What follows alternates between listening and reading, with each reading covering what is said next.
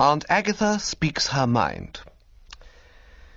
I suppose in the case of a chappie of really fine fibre and all that sort of thing, a certain amount of gloom and anguish would have followed this dishing of young Bingo's matrimonial plans. I mean, if mine had been a noble nature, I'd have been all broken up. But what with one thing and another, I can't say I let it weigh on me very heavily. The fact that less than a week after he'd had the bad news, I came on young Bingo dancing like an untamed gazelle at Ciro's helped me to bear up. A resilient bird, Bingo. He may be down, but he is never out. While these little love affairs of his are actually on, nobody could be more earnest and blighted. But once the fuse has blown out and the girl has handed him his hat and begged him as a favour never to let her see him again, up he bobs as merry and bright as ever. If I've seen it happen once, I've seen it happen a dozen times. So I didn't worry about Bingo, or about anything else, as a matter of fact. What with one thing and another, I can't remember ever having been chirpier than at about this period in my career. Everything seemed to be going right.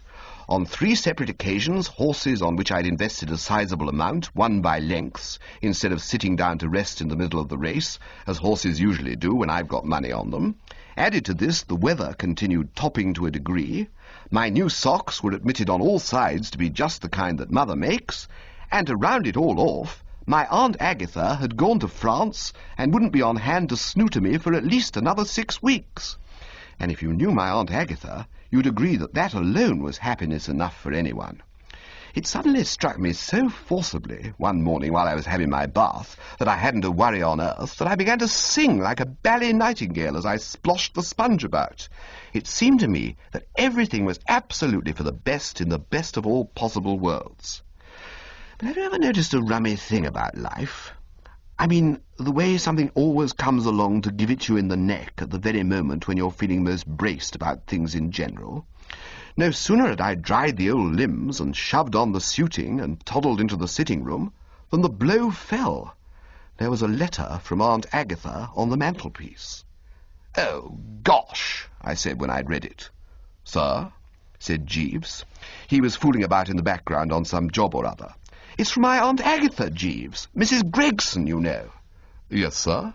"Ah, you wouldn't speak in that light, careless tone if you knew what was in it," I said with a hollow, mirthless laugh. "The curse has come upon us, Jeeves. She wants me to go and join her at, what's the name of the dash place?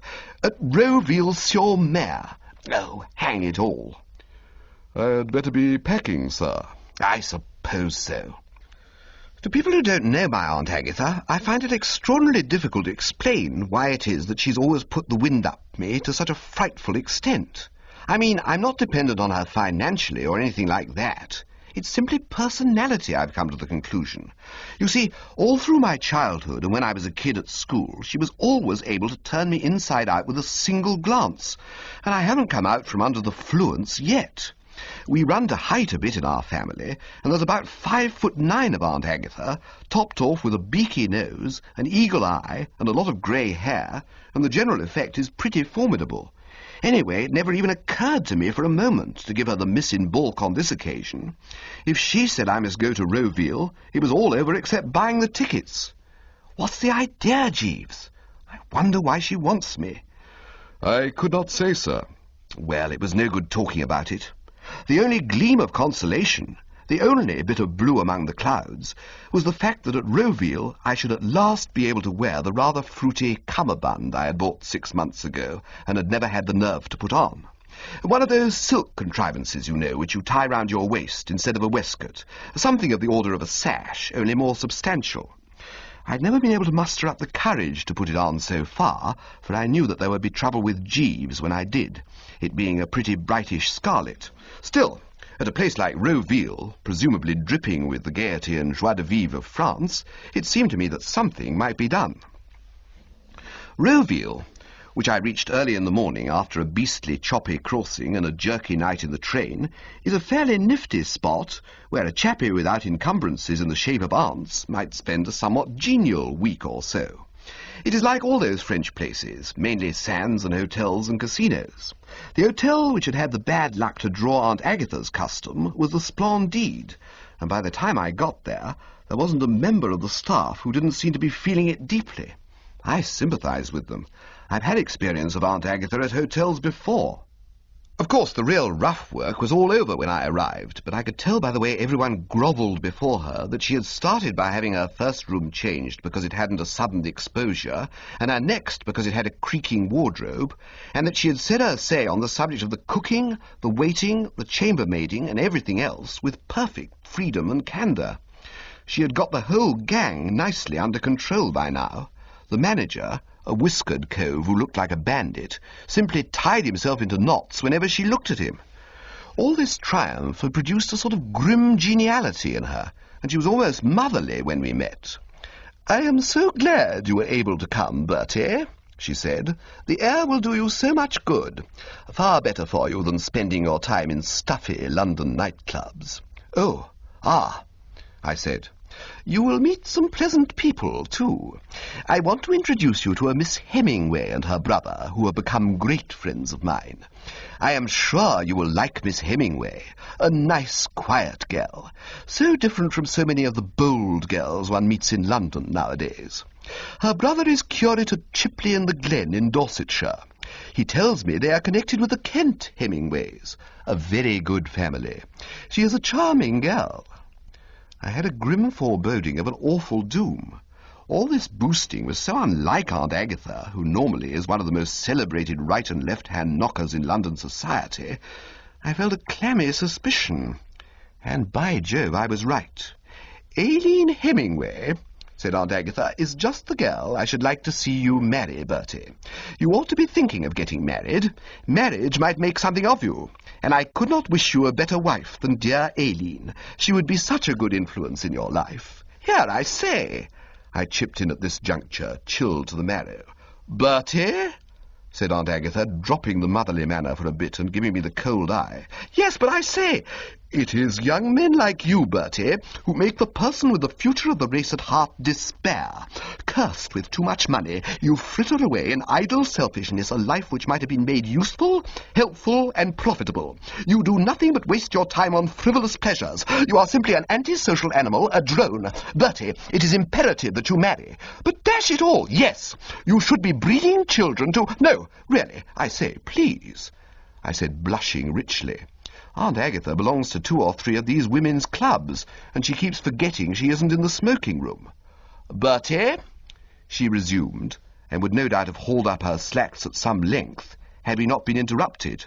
"Ah, here they are," she said. "Aileen, dear." And I perceived a girl and a chappie bearing down on me, smiling in a pleased sort of manner. "I want you to meet my nephew, Bertie Wooster," said Aunt Agatha. "He has just arrived. Such a surprise. I had no notion that he intended coming to Roville." I gave the couple the wary up and down, feeling rather like a cat in the middle of a lot of hounds, sort of trapped feeling, you know what I mean. An inner voice was whispering that Bertram was up against it. The brother was a small, round cove with a face rather like a sheep. He wore pince-nez, his expression was benevolent, and he had on one of those collars which button at the back. "Welcome to Roville, Mr. Wooster," he said. "Oh, Sydney," said the girl.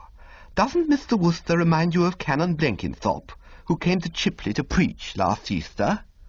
"My dear, the resemblance is most striking." They peered at me for a while as if I was something in a glass case, and I goggled back and had a good look at the girl. There's no doubt about it, she was different from what Aunt Agatha had called the bold girls one meets in London nowadays. No bobbed hair and gaspers about her. I don't know when I've met anybody who looked so— well, respectable is the only word. She had on a kind of plain dress, and her hair was plain, and her face was sort of mild and saint-like. I don't pretend to be a Sherlock Holmes or anything of that order, but the moment I looked at her, I said to myself, "The girl plays the organ in a village church." Well, we gazed at one another for a bit, and there was a certain amount of chit-chat, and then I tore myself away.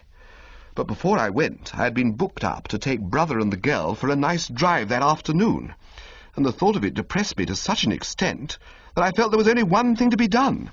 I went straight back to my room, dug out the cummerbund, and draped it round the old tum. I turned round, and Jeeves shied like a startled mustang. "I beg your pardon, sir," he said in a sort of hushed voice.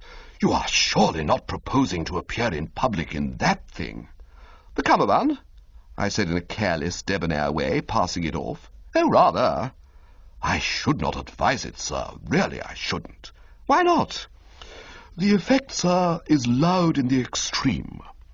I tackled the blighter squarely. I mean to say, nobody knows better than I do that Jeeves is a mastermind and all that. But dash it, a fellow must call his soul his own. You can't be a serf to your valet. Besides, I was feeling pretty low, and the cummerbund was the only thing which would cheer me up. You know, the trouble with you, Jeeves, I said, is that you're what's the word I want, too bally-insular. You can't realise you aren't in Piccadilly all the time. In a place like this, a bit of colour and a touch of the poetic is expected of you. Why, I've just seen a fellow downstairs in a morning suit of yellow velvet. Nevertheless, sir, Jeeves, I said firmly, my mind is made up. I am feeling a little low-spirited and need cheering. Besides, what's wrong with it? This cummerbund seems to me to be called for. I consider it has a rather Spanish effect, a touch of the Hidalgo, sort of Vincente Blasco, what's-his-name stuff. The jolly old Hidalgo off to the bullfight. Very good, sir, said Jeeves coldly. Dashed upsetting, this sort of thing. If there's one thing that gives me the pip, it's unpleasantness in the home, and I could see that relations were going to be pretty fairly strained for a while. And coming on top of Aunt Agatha's bombshell about the Hemingway girl, I don't mind confessing it made me feel more or less as though nobody loved me. The drive that afternoon was about as mouldy as I'd expected. The curate chappie prattled on of this and that, the girl admired the view, and I got a headache early in the proceedings which started at the soles of my feet and got worse all the way up. I tottered back to my room to dress for dinner, feeling like a toad under the harrow. If it hadn't been for that cummerbund business earlier in the day, I could have sobbed on Jeeves's neck and poured out all my troubles to him. Even as it was, I couldn't keep the thing entirely to myself. I say, Jeeves, I said. Sir? Mix me a stiffish brandy and soda. Yes, sir. Stiffish, Jeeves. Not too much soda, but splash the brandy about a bit. Very good, sir. After imbibing, I felt a shade better. Jeeves, I said. Sir? I rather fancy I'm in the soup, Jeeves. Indeed, sir. I eyed the man narrowly. Dashed aloof his manner was, still brooding over the cummerbund. Yes, right up to the hocks, I said, suppressing the pride of the Worcesters and trying to induce him to be a bit matier. Have you seen a girl popping about here with a parson brother? Miss Hemingway, sir? Yes, sir. Aunt Agatha wants me to marry her. Indeed, sir. Well, what about it? Sir? I mean, have you anything to suggest? No, sir. The blighter's manner was so cold and unchummy that I bit the bullet and had a dash at being airy. Oh, well, tra-la-la, I said. Precisely, sir, said Jeeves. And that was, so to speak, that.